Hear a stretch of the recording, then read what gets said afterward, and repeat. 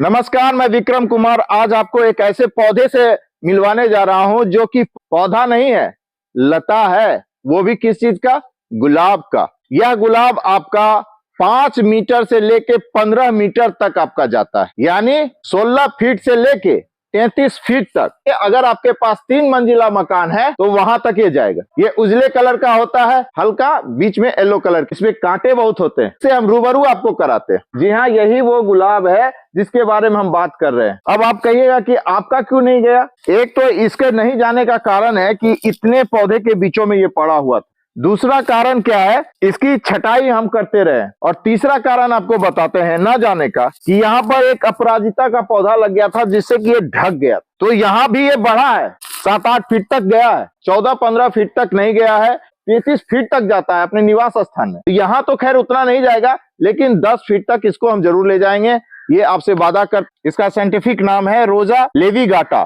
चेरोली गुलाब भी कहते हैं, रोजा अर्गी भी कहते हैं, रोजा कमेलिया भी कहते हैं, और अनेकों अनेकों नामों से इसको जाना जाता है। जनरली आप अगर लता वाली गुलाब, उजला वाली गुलाब आप कहिएगा तो इसको आराम से आप मिल जाएगा। ये देखिए, इसका पूरा फूल जो है उजले रंग का होता है, बीच में पीला पीला होता है। यही इसकी पहचान है। दूसरा कोई कलर नहीं आता है, लेकिन जो भी कलर आता है वो क्रॉस करके बनाया जाता है। तो इसमें क्रॉस ना होने के कारण ये देखिए, इसमें इसके जड़ों में आप देख रहे हैं, इसके जड़ों में कोई क्रॉस नहीं है। ये पूरी तरह से इसमें कोई जंगली स्टेम्प नहीं निकलता है। ये आप टेंशन फ्री रहिए कि इससे जंगली स्टेम्प नहीं निकलता है। दक्षिण चीन, ताइवान और वियतनाम का मूल निवासी है, और इसके तना में कांटे बहुत ज्यादा होते हैं। बिल्कुल ही नॉन मेंटेनेंस पौधा है। आप एक बार लगा लीजिए।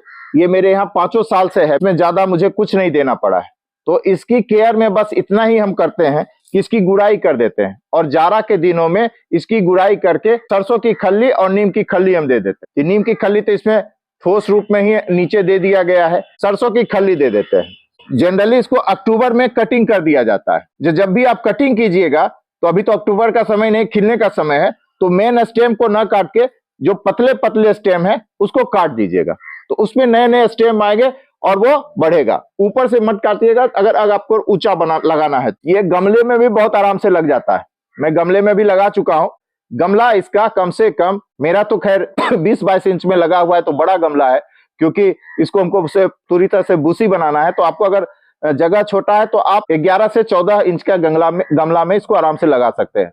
गमला में आपका पानी नहीं रुकना चाहिए, ड्रेनेज अच्छा होना चाहिए। वर्मी कंपोस्ट कम से कम 40% दीजिएगा। नीम की खल्ली, सरसों की खल्ली आप अक्टूबर में जब रिपोर्टिंग कीजिएगा उस समय दीजिएगा। बस इतना ही। थोड़ा सा राख अगर ना मिले, या यूरिया दे दीजिएगा। यूरिया से इसके पत्ते बहुत घने और हरे हरे दिखेंगे। देखिए, बस इसकी गुड़ाई करनी है। अक्टूबर में जब आप कीजिएगा तो ये पूरी मिट्टी को हटा के गोबर की खाद दे दीजिएगा। उसमें नीम की खल्ली, सरसों की खल्ली, जिंक, एप्सम सॉल्ट, ये सब अगर आप दे देते हैं, और थोड़ा सा यूरिया और डीएपी भी दे दीजिएगा।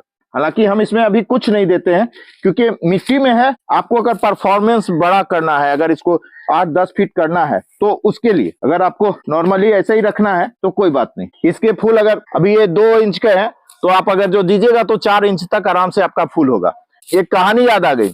देसी गुलाब था मेरे नानी घर में, तो मेरे मामा जी ने क्या किया था कि ये जो गुच्छे में आता है उसका हर एक फूल तोड़ दिया था उन्होंने, एक फूल रहने दिया था। तो उनके बड़े भाई, तो उन्होंने उसको बहुत डांटा, ऐसा क्यों किया, वैसा क्यों किया, नेचर का चीज है, नेचर में रहने दो। खैर ठीक है, दो तो टूट गया था तो करते क्या। फिर जब वो खिला तो भाई साहब, हाइब्रिड भी फैल था उसके सामने, इतना बड़ा बड़ा हुआ। लेकिन हुआ क्या कि हम लोग का ये जो स्टेम है उस हिसाब से रहता नहीं है। ये पतला पतला स्टेम, गुच्छे वाले जितने भी होते हैं उनके स्टेम, ये देखिए देसी वाला है तो इसका स्टेम पतला है। तो ये स्टेम पतला होने के कारण उसका भार ही नहीं सह पाया, और सारा फूल जो है नीचे झूमर की तरह लटक गया। तो और उसको आप हम लोग खड़ा करना चाहते थे तो वो झड़ जाता था। इसलिए वास्तव में नेचर वाले जो चीज है ना, उसको नेचर में ही रहने दीजिए। आज का वीडियो थोड़ा बड़ा हो गया है। आपका सरसों की खल्ली है, इसको मैंने 7 दिन तक फुला दिया है।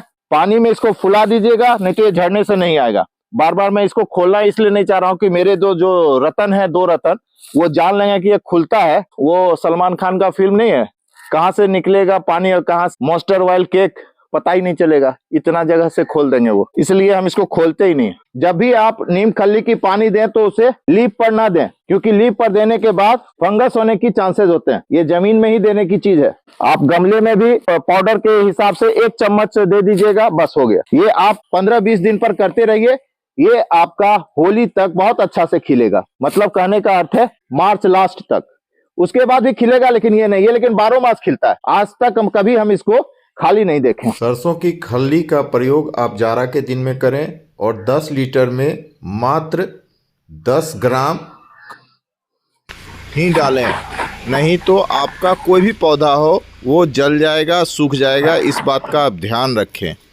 और भैया, आपको इन्फॉर्मेशन अच्छा लगा हो तो लाइक और सब्सक्राइब भी कीजिएगा, और आपको अगर जो ये फूल कोई लगाना चाहता है तो वहां शेयर भी कीजिएगा। विक्रम एंड विजय के नाम से मेरा एक छोटा सा यूट्यूब चैनल चलता है, विक्रम गार्डनर के रूप से हम जाने जाते हैं।